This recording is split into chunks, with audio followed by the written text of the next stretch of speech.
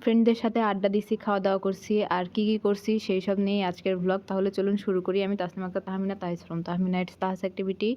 আর বাসা থেকে বের হয়ে যখন হেঁটে, হেঁটে রিক্সা পাইলাম তখন মানে লোকটা বলে নাকি সে ৳৪০ নিবে রিক্সা ভাড়ার জন্য। আমি বলি, "এত টাকা কেন?" সে বলে, "মিছিল বের হইছে, রাস্তায় অনেক জ্যাম।"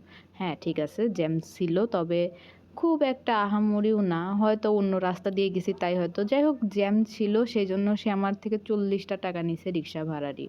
সে ৳১ কম নেবে না। তার উপর দুপুর টাইম, জোহাকে নিয়ে কোলে করে আছি, একা আছি আমি। মানে খুব বেশি প্রেশার হয়ে যাচ্ছিল। সো ৳৪০ দিয়েই চলে গেছি। মানে আর দামাদামি করি নাই। মানে সে ৩৫ এও আসবে না, সে ৩০ এও আসবে না। তো যাই হোক, চলে আসলাম কাচ্চি ভাইয়াতে, পাবনাতে। এটা হচ্ছে পুলিশ লাইনে। আর এখানে আমরা সব ফ্রেন্ডরা আড্ডা দিতে বসছি, খাওয়া-দাওয়া করব সবাই মিলে।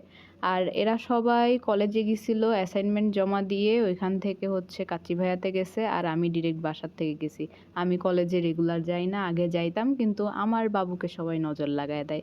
এই জিনিসটা যদি না হইতো আমিও রেগুলার থাকতাম কলেজে।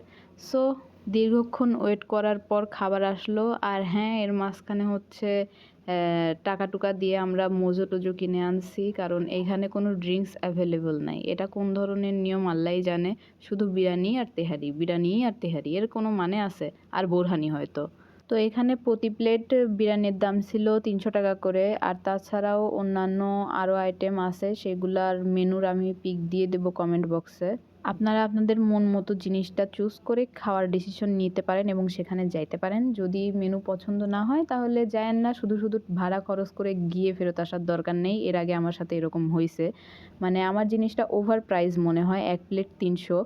অন্যান্য জায়গায় প্রাইসটা একটু কম হোক, আর এটা হচ্ছে মানে রেস্টুরেন্ট, সেজন্য একটু বেশি ধরছে বুঝতে পারলাম। কিন্তু এখানে হাফ প্লেটের সিস্টেমটা রাখা লাগতো অন্য সব জায়গার মতো। এখানে হাফ প্লেটের সিস্টেমটা নাই, এটাই হচ্ছে প্যারা। আমি যদি একা যাই তাহলে কি আমি ফুল প্লেট নেব? আর আমার বাসায় যে সবসময় বিরিয়ানি খাওয়ার জন্য একটা লোক আছে, আমি অর্ধেক খাবো, অর্ধেক পার্সেল করে আনবো, এমন তো নাও হইতে পারে। সো এই সিস্টেমটা আমার ভালো লাগেনি। আর যাই হোক, আড্ডা-টাড্ডা দিয়ে এখন বাসায় চলে যাচ্ছি। খুব বেশি একটা ক্লিপ নেওয়া হয়নি, তাই ওরকমভাবে বড় ভ্লগ হয়নি। সো এটাই ছিল। Thanks for watching. আসসালামু আলাইকুম।